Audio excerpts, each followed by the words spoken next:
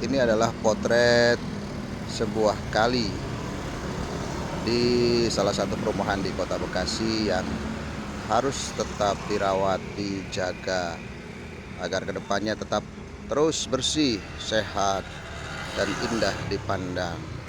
Serta fungsinya tentu untuk mengurangi banjir dan lain sebagainya ya. Jadi tentu warga Bekasi, warga komplek harus tetap menjaga agar sungai ini tetap bersih, tetap berfungsi dengan baik dan indah dipandang mata.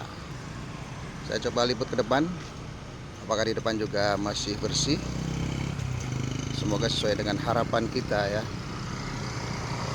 Kali-kali di Bekasi harus tetap dirawat, dijaga agar tetap indah, lestari, dan tentunya menjadi pemandangan tersendiri.